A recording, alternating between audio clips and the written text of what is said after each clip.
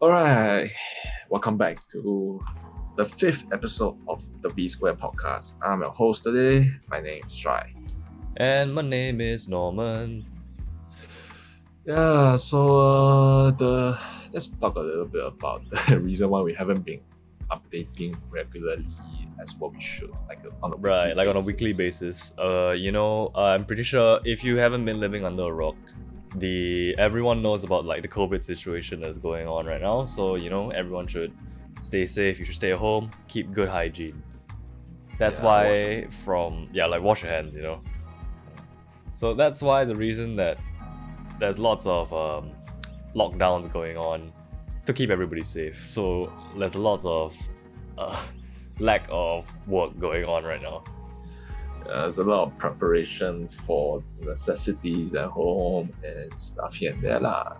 Mm. I mean, it's COVID lah, so that's that. And now we have the time to settle down and record. But You might hear like certain types of white noise because obviously everyone in the family should be at home right now. So Yeah. just ignore it if you do hear it. yeah, so we apologize for that. We apologize. So let's just start our main topic today. Let's talk about teamwork. Ah, So teamwork, right?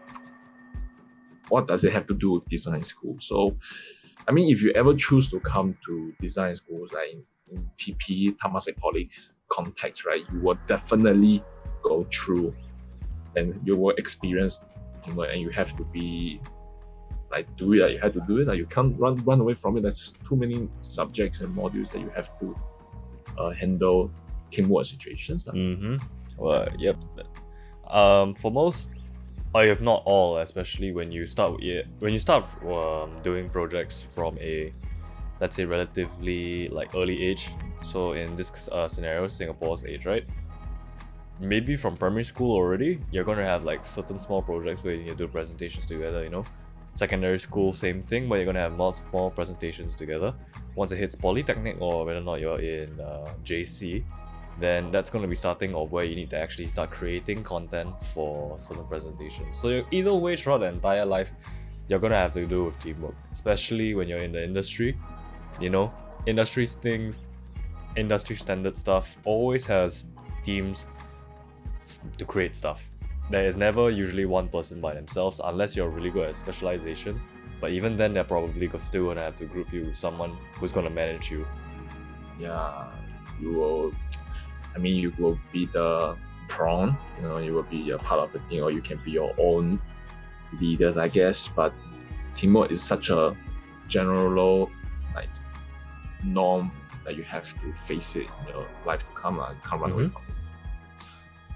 There's literally no way that you're avoiding it. Yeah, that's pretty much that. So let us just begin with our own stories about teamwork in design school for our cases. So Sure. how about you go first? Okay. I got one. So, all right. We're currently heading from like year 2 to year 3, that transitional period. But let's talk about something from the past where back in year 1, so this was in 2018, I believe, and it was halfway through the year. So we had this project that was quite easy, but like to us now anyways, but difficult to us back then. And the teacher was difficult to ask. yeah lah. And me and Joel, we were in the same group.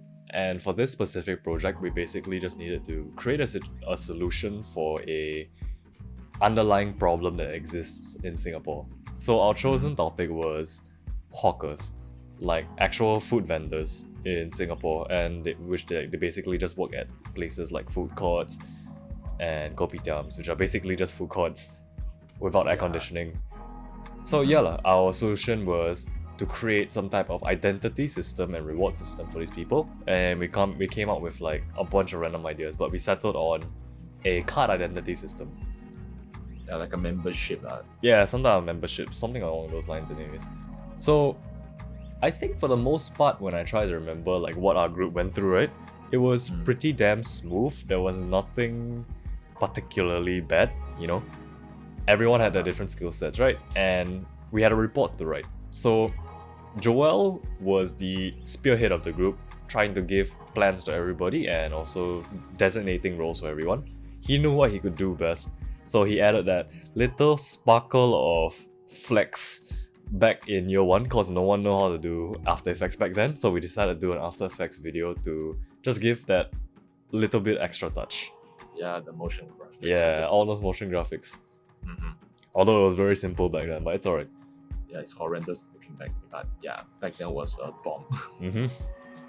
So while Joel was handling the motion graphic things and the designation of what everyone's supposed to do, right? Once everyone got their roles, there were like the report, sorry. So while writing that report, right, there are 4 pairs of hands easily, casually communicating with each other, knowing which part they want to write, knowing which part they want to do, coming in with the same thing of the designing aspect of different things like cards, posters, the avatar, like the elements of what we are going to be bringing thing together. Yeah, You the know? deliverables. All those deliverables and the mobile app. So all of those things came together quite seamlessly because the team knows what they wanted to do and we easily gave them that part because we know they can do it. And so there's really no crashes, no nothing. It was a pretty smooth and happy process. I enjoyed working that project because of Yeah, how it seamless it was. was. Like the only difficulty that we really face, right, is our Our teacher, lecturer. Yeah, he has given us a very, very hard time. Like Mhm. it was an 8-week project, but we only started our like execution proper on the 4th week. Yeah, it was because like you just imagine if you're trying to pitch a bunch of ideas to a client, but he kept saying no for the past 4 weeks. It's like if you have your boyfriend and girlfriend, you ask, what do you want to eat for lunch? Anything. Japanese? No. Western? No. What the fuck do you want? I don't know. You say something. Just anything.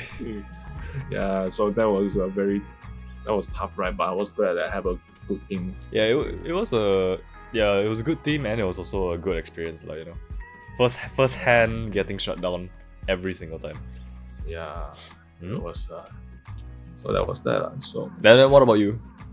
I mean, we all been for the first 1.5 years we have been together for a lot, but since Norman talk about a more like a happier story, right? I will talk about like a more frustrating one. Okay, So- what a way to bring down the mood. No, it's not been done. We're just spilling some teas here, Sure. but it's true experience. So basically what Norman said previously, right, was a design project, a design team project that we design school students needs to go through. But what I'm trying to say in my next story is a fundamental subject that every student in Temasek Poly needs to go through, regardless whether you are business, your science, or your engineering. You all need to take the same subject. So So this would like include like certain things like report writing, presentation skills, all that type of stuff, right? yeah, Or like so, general world knowledge. Yeah, for one of our modules, right, we were tasked to, was it a presentation, right? Yeah. Yeah, it was- If you're talking about the GS, I believe, then yes. What was it? GS? I can't remember. I can't remember the name of the module already. But basically, right, it was at the end of the last component in our whole module. So it's the last marking component. It was a presentation, and we were supposed to split it up in groups of 5. But our class have like the odd number, the even number. So we have one extra person and. Oh, one I was- know what project you're referring to now. Alright, you remember that thing, right? So Yes, I do. basically, the situation went like this: the teacher knows, we know that no one wants that person, no one wants that. It's quite ironic. Yeah, so we and it just happened that he was absent. He was absent on the day. Yeah, for that one day everyone was in class except for It's him. not that one day. It's almost every day, man. Ironically, yeah, but as in for that particular situation, right? Everyone except for him was in class, I believe. Yeah. So it resolved to a situation where we had to draw his name, So whoever whoever takes his name must pick him in a group. So sadly speaking, I have a shit hand, and we have him in our part of our team lah. But the thing is that he really disappeared for the whole, entire duration of the project. Yeah, the presentation, right? He just disappeared and then just leave me, Norman, and other 3 people just like what the hell, man? Yeah, just being left there lah. So in the end, we just like say, okay, never mind. We don't really like need him per se, but so we just finished the. Okay, that sounds a little harsh. Okay, I mean the whole thing wasn't too hard of like a requirement. The things we need to present is not too hard, so we can just think it through within our own group lah. Yep, of course. But here's the catch. Here's where the catch comes in. On the day of the presentation itself, right, we need to be fully present. Like the whole group must be there in order to present, so we can finish the marking lah. I remember that. Yeah. If you're all if only all of your group members are accounted for that day, then only you can present. Yeah, only then you can be graded for your assignment. So this is some things. Okay, this is just, I'm not sure if it's anywhere else, but I'm sure that some other schools or subjects required such things that where all the members must be there to do the group presentation. Mm-hmm. So on the day itself, faithfully, right, just so faithful, right, that bloody asshole, right, didn't came. I think he recreated the scene from the day we first drew him. Yeah, pretty much he just absent. But I think he was late or something, right? So basically, I was so like enraged, you know, like I was so pissed, right? Like he didn't show up on the first day. He didn't came for any meeting. He didn't do any parts for the presentation. He tried to bail us on the last day. We need to be graded. So if we didn't get graded on that day, we need to stay back on other days to have extra sessions in order to get our like assignment graded lah. So I was so pissed, right? And it's just like I started just dropping him messages and telling him, you better don't fuck with us, you know. At that point, all I remember was basically Joel was threatening the hell out of that guy. But obviously, no one wanted to have another day of this type of presentation, right? Because why would you want to waste the time? And besides, if this is supposed to be a compulsory module for this specific day, where you're supposed to come for the lesson, you know, it's kind of irresponsible for you to not just back out halfway. Yeah, so that was that. But in the end, he came quite like dilly-dally late but so that ends pretty much the whole teamwork experience. We just like, it's bad, you know. We had this burden, but we just carry him through. It was a bad experience. Yeah, that was that. So well, we did teach him a message. We let him learn something, but that is really too harsh to talk about. Yeah, that was a little bit too harsh. But no worries, he learned his lesson. He learned.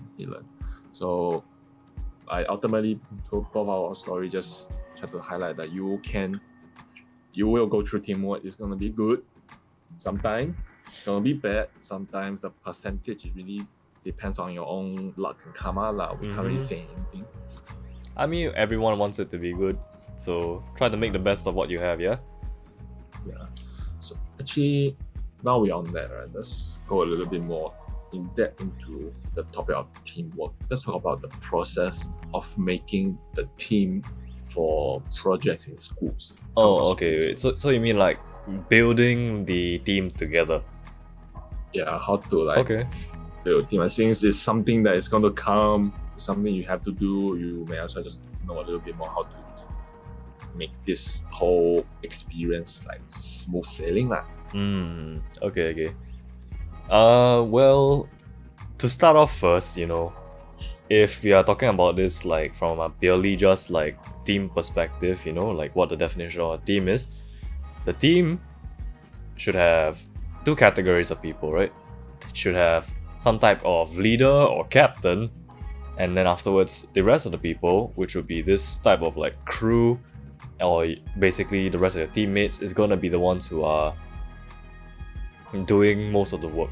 Well, not to say that, but in the sense, one is going to be spearheading all of the logistics, all of the admin planning, and then afterwards the rest are going to be doing what that guy says, but also pitching in their own ideas, right? Yeah, that's how I mean, we function back in the days. That's why that's how I think like the main idea of what the team should be. Yeah, so I think I will just speak in the role. Maybe it was since I had been the captain for most of the time being. Oh, okay. So like you want to talk about the perspective of how a leader is going. Okay. Yeah, so I mean, captain, right? In this analogy here, we're trying to say is just that you are the captain of a ship. This. I'm sorry. Metaphorical. Did you curse or do you say ship? No, ship. SHIP. All right. Continue. Ship. Okay, yeah. Fat done. Can't help it. But anyway, basically, right, the captain runs the ship that leads the whole crew towards a certain goal. All right. So, like, if you talk about a design project, in a sense, right, the leader, the captain, is supposed to get everyone together to finish the thing, to achieve a certain results, or whether you want to say in the sense that you want to finish the project, just finish it, get done and dusted with it, or you want to like excel and then you want to get some good results, like get a distinction or something. All right. Okay, so like either scrape by or do well. So yeah, so what a captain basically does is that he settles it charts the whole map, from the start where you all start as a team and where you're gonna end up at the end of the project and after the whole timeline passes. So captain is basically overseeing the whole progress and looking at everyone. At the same time, different crew members will have different skill sets. Some may be good at doing typography in a sense. Some may be good at doing photography. Some may be good at just like doing the UX UI parts. So different crew members have different abilities, but the captain must have the eye for everyone. Like just look at everyone, make sure everyone's doing the right thing and making sure the progress is right. So all of the whole ship can reach the end goal in time. All right. That's how I see it. No, yeah, not wrong there. It's trying to choose, like what you said, because the different people got different specializations, right? You're going to have to choose, let's say for that certain type of project, right? If I was a leader anyways, I would think that the best way of choosing my crew is going to be playing off whatever skill that I don't have or I'm not strong in, and after I'm going to choose people that are able to do those things so that we can create something super strong. But same thing, like if you're in a perspective of, let's say, like someone who is searching for that type of leader, right? Because this is only just coming from the perspective of a captain. If you want to go find some people and what they're supposed to do, for a crew member of a part of this like huge group, right? Let's say if you do have a great captain that's going to be telling you and has a solid plan of what to do, then your basic function is basically obviously carry out what you're supposed to do. And if the captain needs any type of assistance, let's say in ideation processing or timeline creation, or let's say resource management, right? You help them out with that specific part so that you can lessen the burden for him. Because there are a few ways to think about how like groups can officially function, like if multiple different people have multiple different roles, right? It makes it a little bit complicated because everyone needs to report in certain different things. But if someone who is like, let's say the captain, and they're managing to control the entire, like the brain of what everyone should be doing, it makes things a lot simpler because the crew members are they need to do this certain thing during this certain time at this timing.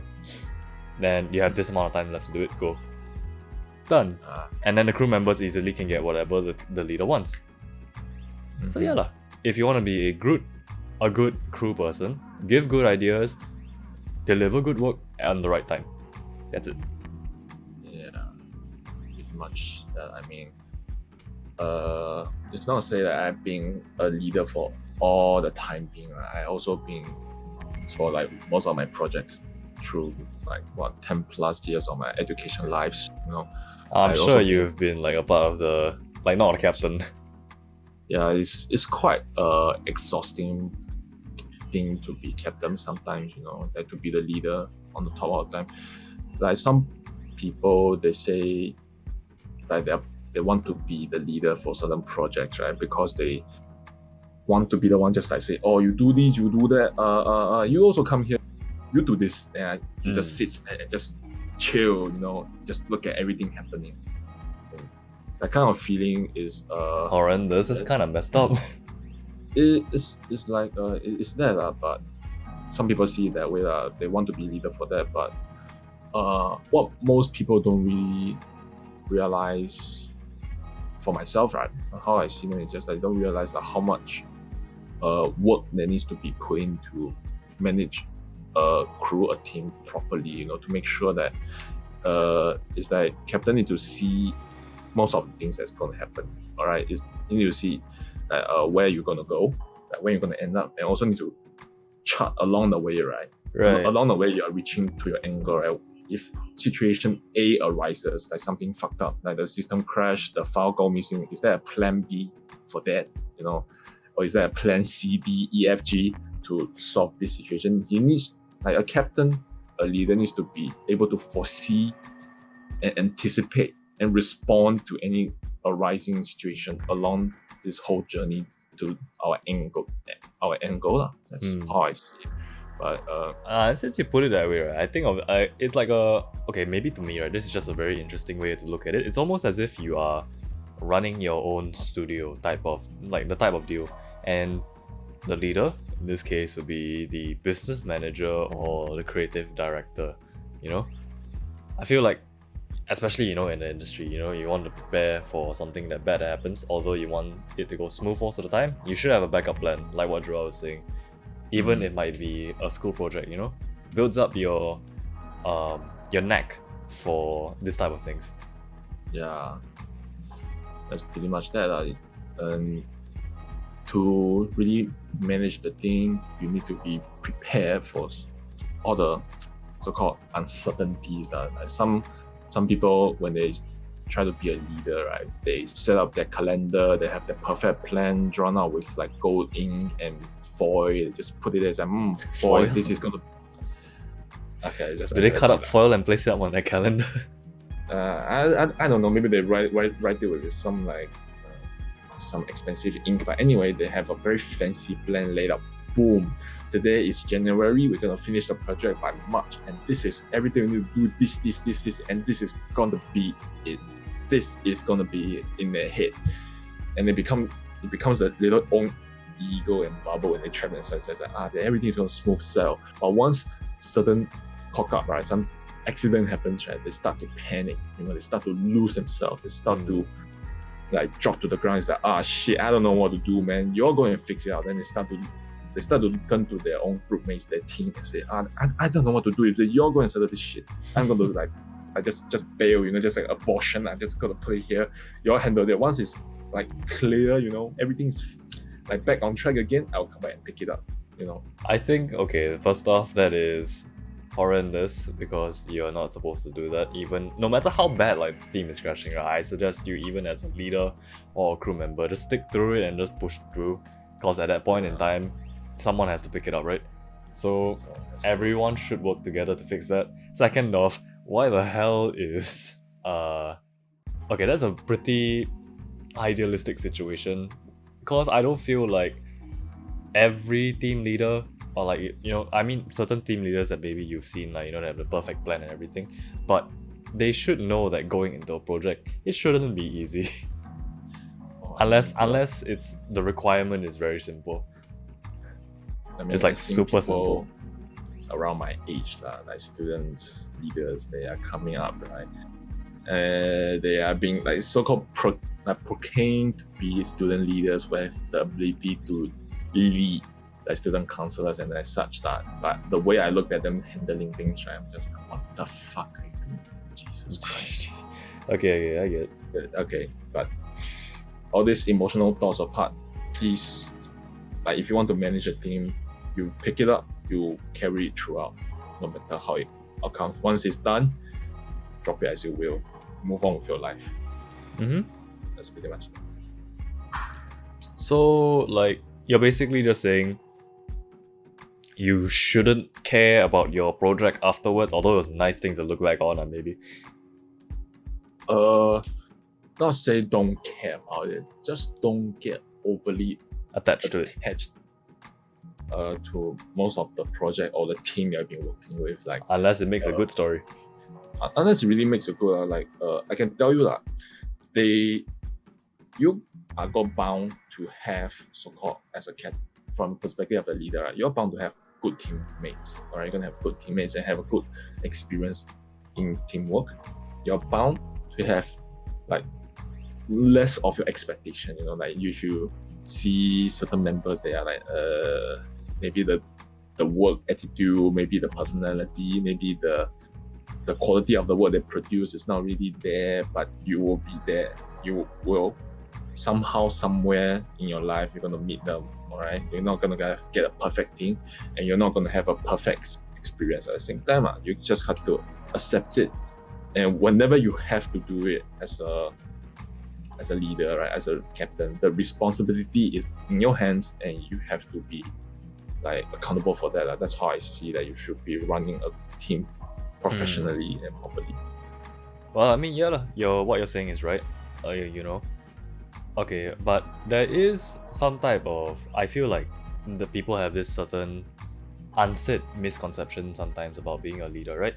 So when they are given the role of a leader, right, and then they proceed to, like what you said just now, actually split the work or they back out, and afterwards once they split the work to everyone else to let them deal with the situation instead, and afterwards you're just like, okay, I'm just gonna relax.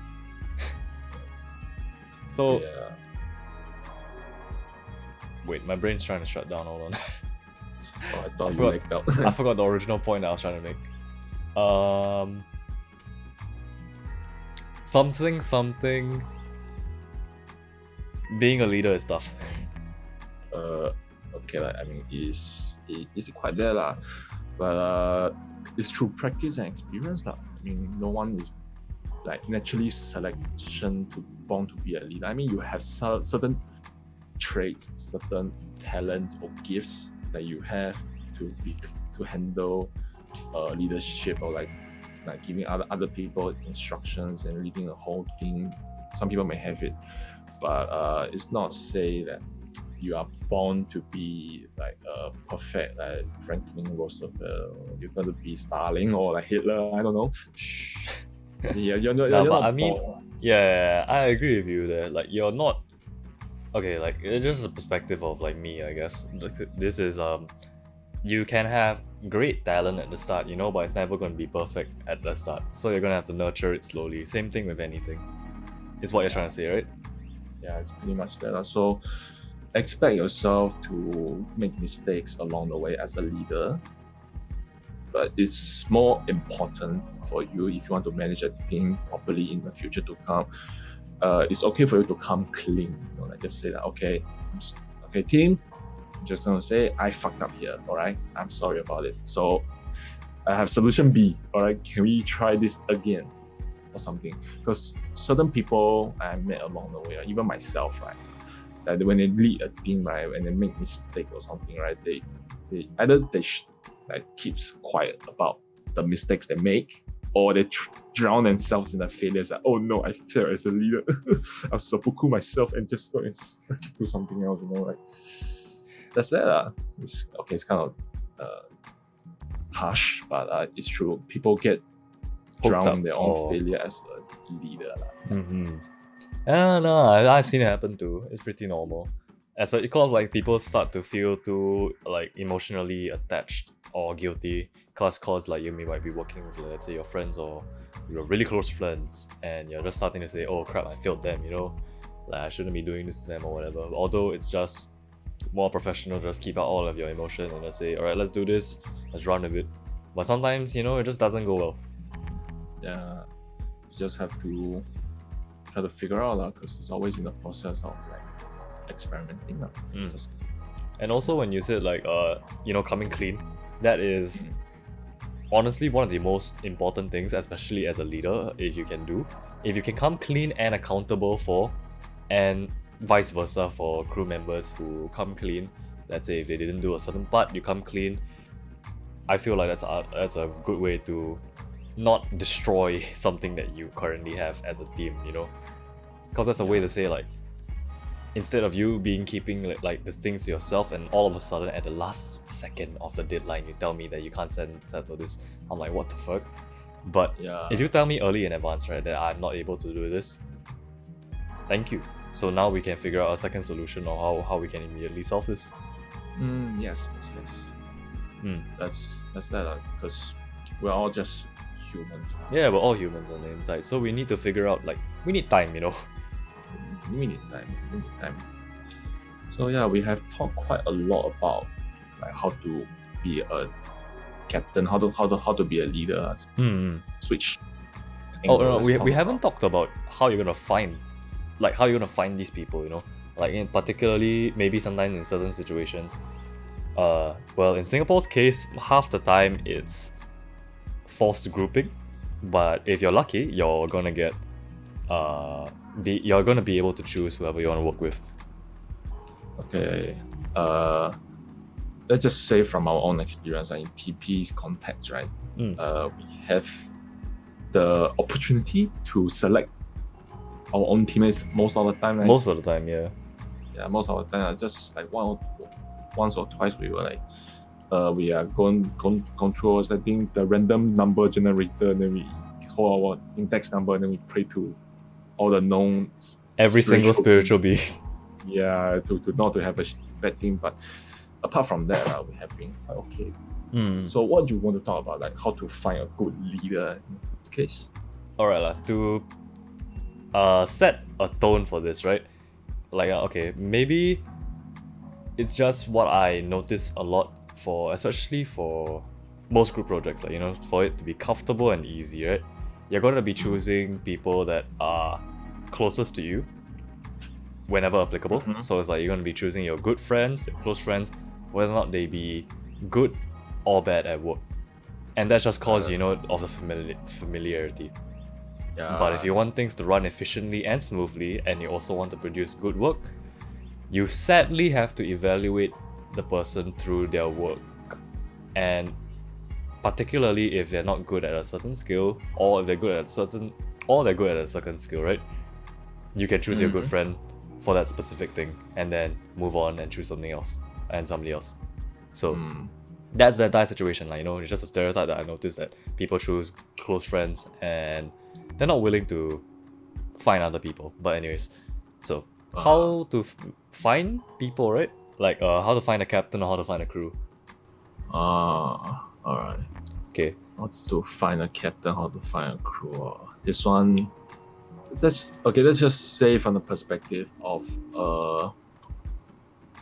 year one freshman that we just came in for early days. Yeah, that's a good place to start. So I mean, generally speaking, right, for me, right, how I see whether this person is reliable for group work, I look at their attendance. Alright. Their attendance. If they come to class on time, right, doesn't miss most of them, right? Alright. Right. Like they come 9 o'clock class, come at 9 o'clock, come at 8:55, or like slightly plus minus 5-10 minutes, that kind of people, and they come regularly. I mean, I'm okay with that, you know, that this person is already passed for the first benchmark, right? First benchmark. So that's my recommendation for those of you who are listening also. If you have a schoolmate who comes on time, you can consider them on the first benchmark, like, okay, this person, at least he can appear, you know, like be on time, you know, like for their own attendance, it's kind of responsibility wise. So they also take school quite with a proper attitude. But if the person does not show up on time, absent for like 24 like days in a fucking month, you cannot rely. You can bet your sweet ass that they're not reliable. You can bet your fucking ass that you ain't gonna make it, man. But there is we should have mentioned a huge disclaimer before this, right? This is a very, let's say, idealistic scenario. So you know, we're just choosing like what's the best, what's the worst, like the black and white of things. And you can choose not to listen to this because it might sound very subjective, but it's okay. It's just what we believe in. What we have been so-called observing from us, like people who does this equals to this. Like Joel's specific way of looking at, like, you know, the attendance thing. I don't personally do that. Yeah. Also from the attendance, right, you can see another thing, which this one is a little bit more personal, a little bit more aggressive. So Or you can look that at- wasn't already aggressive, okay. oh no, that wasn't aggressive enough. That one. So another thing you can see is from your attendance is your group members' health condition. Okay. Okay. The reason why I that's would say interesting. that is that there's, I mean, everyone have different like physical health. Some people have allergies. Some people are more prone to flu and stuff, right? So there are certain people in my classes, right? They are like who are on regular medical leaves. So they either have flu, then they disappear from class for like 2 to 3 days every week, you know, or they have like hurt like some other things that, you know. I think you almost said something. Never mind. I don't think that's a very common disease. Yeah, That sounds definitely very not. Don't say it. But basically, they are just like missing because they are not in a well condition. So that is where I draw my second benchmark. You know, since you are not always in a regular like prime condition for your own body, right? I can't expect you as a team member to produce work on the like the quality and the amount or the regularity, right? It's like there, you know. It's So like you're basically saying like it's kind of like a gamble, because although they might be able to do work for themselves, right? If they go into this team project with you, you might not be able to receive good quality work regularly from them just because of their body condition. Yeah, because they just can't really do it, you know. I think that's a fair point, because you know, like it's medical conditions, like you can't really help it. You won't be at the tip top of your game if that happens to you. So yeah, that's why I put into my second consideration. Mm. Then the last one I have it to get the third benchmark before I look at people's work deliveries and stuff is to look at how they talk. Okay, how certain people communicate themselves. So how they carry themselves or what? Carrying themselves is like a portion of it, but it's more like my term here is how loud they are. Oh, okay. I I thought will- you meant like how. Okay, like okay. I thought you meant how they like communicate effectively. But okay, how loud they are. Sure, I get it. And I mean there are certain people in class, right? They are a bit more vocal about their opinions. You know, they'll talk like yeah, wow. It's okay. And there are people who are a bit more timid and quiet. They are just sitting in corners and just keep everything to themselves. I mean, it's okay. Mm-hmm. But more importantly, right, is to observe and listen to what they are saying. You know, like certain people, they may be very loud, but they talk about sensible stuff, like things that actually make sense. And there are another type of people who talks very loud and it's all the bull craps half the time. You know, they're like, oh no, cannot. Well, I mean, half the time the bullcrap makes for like an interesting, funny story lah. But it's not really like Content-wise, not really like useful, but it's funny. yeah, it's very funny. We have a lot of stories in our class. Mm-hmm. But it's just that from the way they see the things, right? See the things they say, right? And what they really talk about, right? You can really tell, like from my little spidey sense, I can sense that whether this person is like whether he can or she can be like down to earth when we start to do work, whether she go into a work mode or will she just be in this like a talk cock for half the time during our meetings. If that's really the case, I will not choose this person because she will disrupt the whole process. Yeah, no, that's understandable. I feel like that's a good, that's an understandable claim. But you got to consider the fact that like, obviously everyone's not gonna be like that, right? You know, where they have they're gonna bring their super sociable, or maybe their work life is already super sociable and they're super bubbly like that, and they can talk cock, but at the same time they can do work.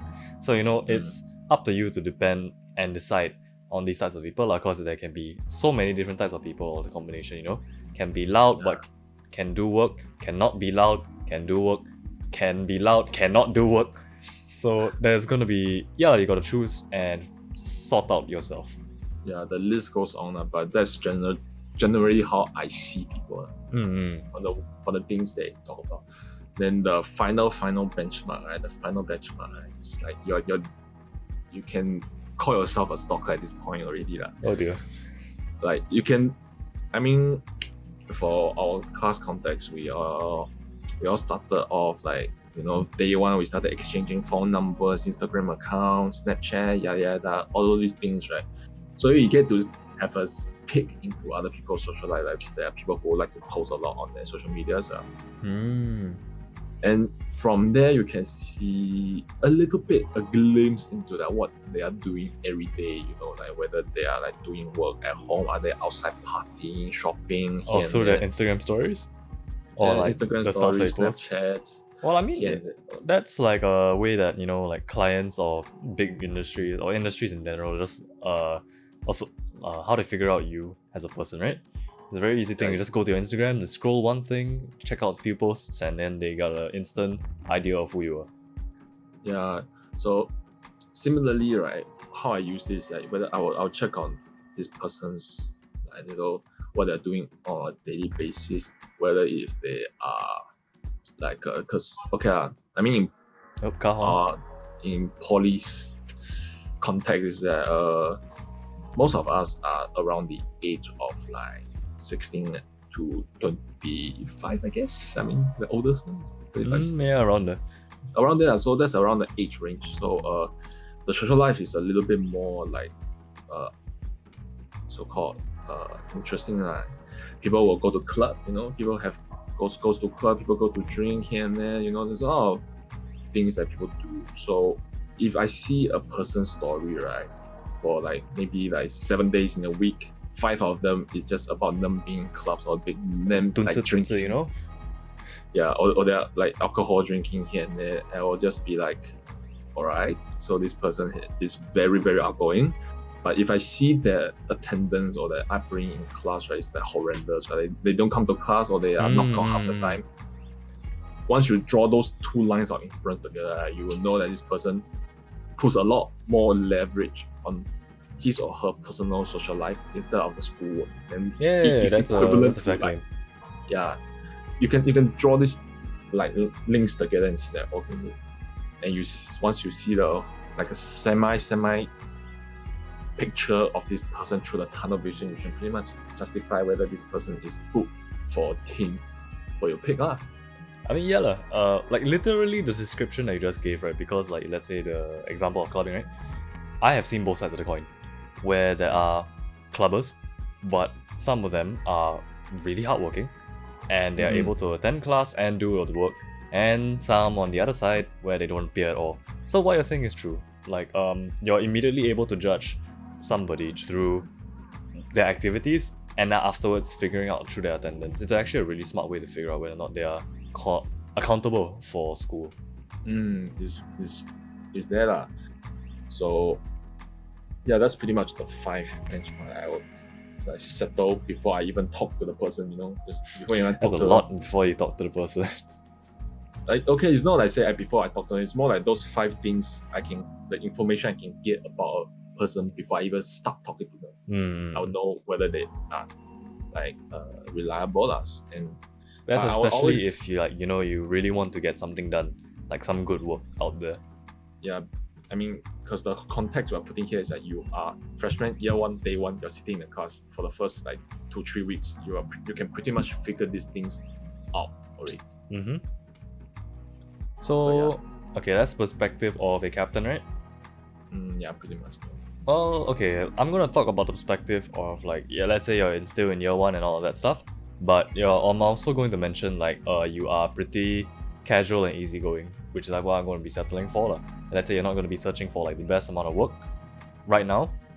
You can easily just go find whoever is going to be willing to take you, essentially. But no one's going to talk a little bit more about as a supporting member of the team instead of being the spearhead all the time. Yeah, instead of being the captain, you're going to be a crew member. So once you're the crew member, right, like if you want things easy, you want the easy way out, right? Go find whoever is willing to take you, go find your friends, go find whatever, just do the project, blah, blah, blah. Sounds easy, right? If you want to get shit done, go find a proper leader that can actually go find, like you can make these judgments based on these few things. First off, their own work, whether or not they're able to keep to a plan or in a timetable. So for example, if you're in the same class as a potential leader that you want to work with, you see how many times, or specifically for me anyways, they do consultations, they have redone their work, and they're keeping up with the time. Mm-hmm. So if they are able to do, let's say, like alone, keep up with the time and also manage their social life while doing their work, that goes to tell you already that this person has great time management. Once they have great time management, and let's say comparison, you don't have any, you know that they're able to spearhead a group well because 1, they got time management. 2, they're able to design things with their own ideology plus with full function and a full system. So that means they can also plan things out. So yeah, like you've essentially found a potential person that could be a team leader for you. Mm-hmm. And as a crew, you're supposed, in the same thing where the captains are going to be finding crew members, right? You want to be selling your best part to them if you want to work with them, you know? So let's say if I wanted to work with Joel, who's particularly somewhat not bad at motion graphics and kinetic movement, I would be selling my parts of, like, let's say advertising, photography, UI UX to this man, because I assume that he can't do anything. Yeah, it's I mean, not wrong, but it's like, not saying that you can't do anything obviously, but you know, I have more proficiency in that area than you, and we can, once we come together, we can create a lot of stuff. That's what I would do as a crew member, you know, like I'm particularly good at this skill, I would just say, hey, I can offer this to you. It's kind of like selling yourself to a company. yeah, it's like a Tinder match. So once you're able to do that, right, I'm pretty sure at that point in time, if you're cool with the person as a friend, or you can approach the person easily, and you have good points, go for it. And then afterwards, you're working with someone now. Congratulations, you're a part of a team. Yeah. It's pretty simple from the crew side of things. Yeah. I mean, just let me add on to that. Like, Sure. since we talk about the fact that you're selling yourself, right, as a specialist in something, to fill in the blank in the team, right? Don't really limit yourself to only what you said you can do. Like certain people, right, they join team in our like school project context. I say, they come in and be like, what can you do? You know, it's like, I can do slides. You know, and You have just limited your. I think I get what you're saying. Like, you have effectively just limited yourself to just slides. It's not say you saying what you can do is limiting, but afterwards, right, when we try to ask for like other things from that person, it's just like, can you help with this, like this logo lockup? Can you help with that? Then it's like, I'm not too good with that, but I think I just go with the slides. You know, I will just do the slides like slowly. So it becomes quite a difficult situation for a small team, right? Especially a small team where you need to be a little bit more flexible, even though you're coming as a part of the team, right? You have your own, your niche, your specialization, and your strength or something, but you need to be open to other parts at the same time. Yeah, definitely. Yeah, I agree. If you are going to just limit yourself to, although you're really good at your specialization, you're really good at your specialization, right? You shouldn't limit it to your specialization. I mean, because you're going to have to be doing the dirty work with everybody else anyways, right? So you need to be flexible to do everything. Yeah. And that whether that be slide presentation, you know, the designing aspect, like what I mentioned for our year 1 project, where everyone will start writing the report, designing, you know, we do everything. Yeah, we kind of just bounce around here and there. So yeah, that's the thing about being a crew. Yep, that's mostly it lah. That's my personal take on what, like, if you really want to have a good work, right? Like particularly good work, if you can throw away your morals for like friends and everything, then go ahead and find somebody that has good time management, able to do their stuff, and you are inspired by looking at their design work, thinking that it's systematic and also well thought out. Yeah. And I think I should add on a little bit more about being a crew also, is that if you choose a captain, right, choose your leader, right, no matter how, right, try your best. I say try your best to have faith in the leader. Like have faith in that, meaning that you do not sabotage the whole his or her okay, no. process. I think you know what you're talking about. You're trying to say like, okay, just basically don't be a thorn in the entire process by constantly shooting him down whenever he tries to suggest something. By like going against what he's saying, right? Although it might not be the best, you can try to give suggestions, but not particularly shut him down without giving anything back. Yeah, because like I said previously, we are just humans. We make stupid judgments. We make stupid decisions from time to time, right? So not try to. If the leader brought up point A, right, and you think it's a bit wrong, right, don't just go in and be like, this thing doesn't work, doesn't make any fucking sense. Like, can you like just do something like better, then you just go back down and sit at your place and just shut up about it, man. And you literally did not add anything valuable to the conversation. Yes, and you are actually breaking your leader's moral. If he or she is not a very strong person in this mental state, right, you're basically like just break his ankles and just walk away.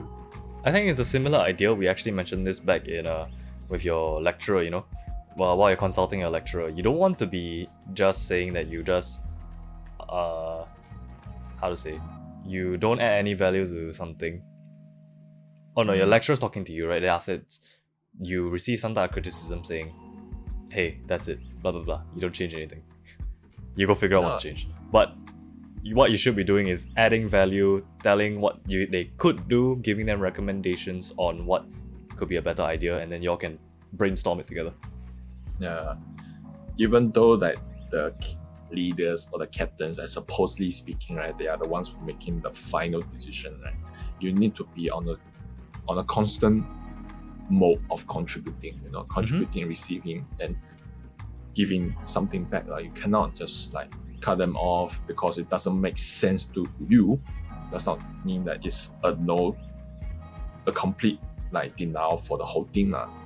Like, you can be they have potential in certain, there may be potentials in certain decisions or certain directions, but it's not saying that because you don't see what other people are seeing, that means it's a no, and you just walk away from it because the end like result or the end direction and the whole team agree on is not what you like it. You don't like it, and you just decided to stay away from the team because this is not what I do. Nah. That's a very unprofessional thing to do. Oh, this has happened way too many. I have seen it. Yeah. So is that like so?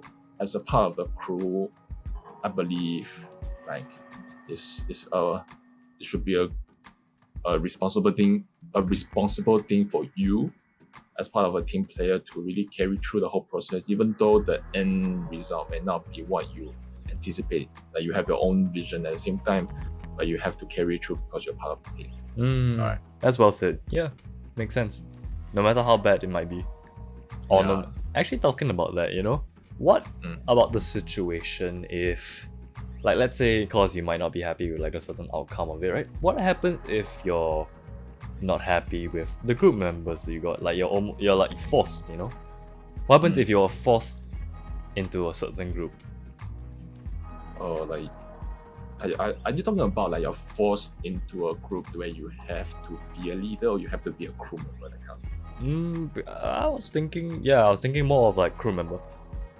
Like, cause you mentioned just now saying that, you might be not particularly happy with the way that the leader might be doing things, or you might not be particularly happy about what everyone is doing, like might be quality wise or might be the idea wise, then all of a sudden you figure out like, shit. So I was just wondering, what happens if you're forced into that particular situation? That since you're not happy with it, and then you get it. Oh, okay lah. A force. I mean, if you can talk about from the both sides, as a captain, as a leader, and as a team, like a crew member. So, if you are captain, right, in a sense that the only cases that I can see this happening is because you try to be democratic, right? You're like, okay, that's everybody. We have A, B, C, D. That's vote, but you are there just like, I want A, but everyone voted C. Then you're like, oh, okay, since majority of the group say C, let's go with C. And you start to hold your like brothers like you cash shit. C doesn't even feels good, man. I want like A so much better, man. Oh, and then you just hold it there. So my take here is A good leader would pitch for the idea. Yeah, you should really, really so-called if you have a very strong vision, try your best to convince them, all right? And convince them with like facts, with reasoning, and not with fist. Okay, don't leave fist for last. No, you can try to bribe them with food and desserts. I mean, that's what I did. Yeah, food and dessert. You can slowly try to explain to them what is that you are seeing. But sometimes you may be blinded, you know. You may be blinded by your own ego, your own mindsets and response. Did that make Oh, you're cutting out a little bit. So you said you might be blinded by your own responsibilities. Your egos, your own understandings of certain things. Like, right. You get trapped there, you know. So maybe sometimes the solution A that you've been envisioning all along may not be the might not be the best outcome for the whole thing. Reach the end goal. Maybe they see C is better. So you really need to like so-called be able to relax yourself and see from different angles. Right. So yeah, if you even though if you really force into it, right, you can't really comprehend it, right? Please do not bear the team. Don't leave them behind, you know. So just move on with it. Just move on with it and finish it. Whether you want to be like so-called remember this whole journey after you finish the thing, up to you choose already. But it is in your responsibility for the rest of the team to finish this project and get them through it, right? Get yourself through it. Yeah, I think that's the mindset that everyone should have, especially being a part of the team. Then what happens if you're forced like from... Well, this was perspective of a... Was it captain or crew member? Just now what I said about is being a captain. Like you are a captain and you press all those ideas, but you're being so-called forced to another one that you didn't really envision. Yeah. Then what about the perspective of like someone who was like forced crew member, which I'm thinking like, you know, you have been a really good spearhead like what you have been saying, but then all of a sudden you got thrown into the ranks and then you're now going to be working for somebody else. Like you said before, that happened to you, right? Yeah, that happened last time. Then what happened then? Well, like I said, I was forced into it, so of course it doesn't feel that good, you know, like just like shove it up my ass, you know, just like no such thing. But I have to let it be because it was a decision from the lecturer's side, you know. So they say that okay, I'll appoint you as the team member and he as the leader. Okay, yeah, cool. Just suck it up. So then just go to the corner and just cry myself to sleep. Yeah, but okay, that didn't really happen, but it's pretty much there in my mind because I feel like as this one comes to a little bit down to your ego, like, you know, like you need to like suck it up and you just be like, okay, humble down now. I need to be a team member and let's try and listen to what the final decision maker try to do. Because to my eyes, it's like captains, right, the leaders, right, are the ones who are making the big calls. Are like we cannot make any moves until he or she said yes, you may move. Then we start moving. That's my perspective back then. So it kind of anchored me down a little bit, and just like okay, if he doesn't say anything, I'm just gonna lie here and breathe. You know, I'm just taking the oxygen around me for. Yeah, but I'm not saying that. Say that. Okay, it's not from my current mindset right now. Right? It's not saying that because you're a captain or because you're a crew member, you're just one rank higher or one rank lower than everyone else. I don't see it that way. I feel like any position whether or not you be your leader or the crew, you can be able to contribute something good, right?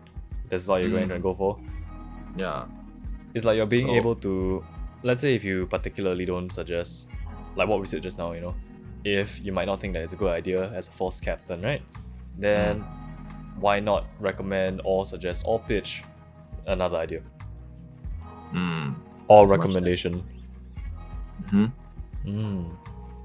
So you really got to let down your ego or your little perception of yourself that say, I am a good leader or I'm a good crew member all the time, because let's just be frank with you, like there are always bigger fish in the sea, there are always better people out there. So what you think about yourself, right, is not 100% true once you're being challenged by the reality that you're actually not that good.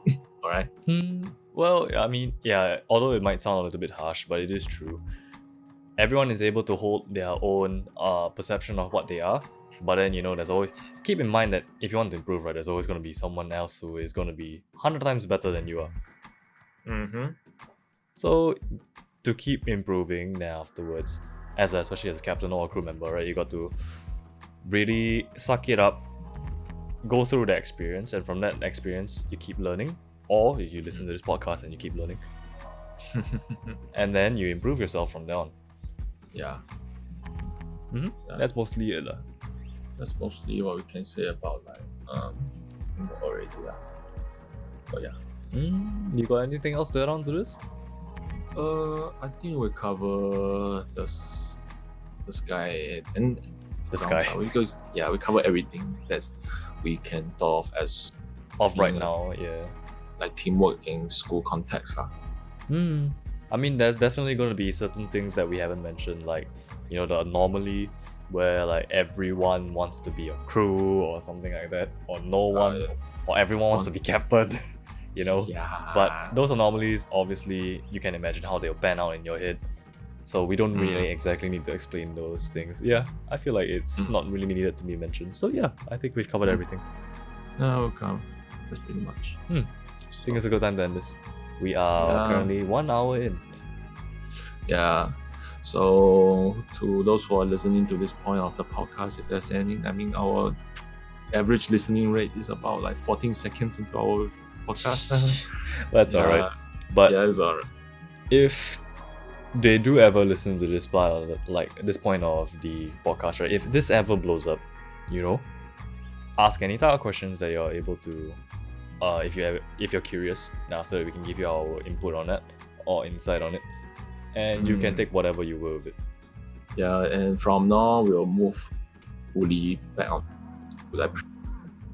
like put small highlights on IGTVs, but it wasn't really effective, and it's a bit like treacherous to upload up there too. So we're going full YouTube. So please do like, subscribe, and drop a little bell. Is it a bell thing? Yeah, the bell notification. Yeah, the notification. Thank you for everyone's support, and just stay home safe, wash your hands, love your family.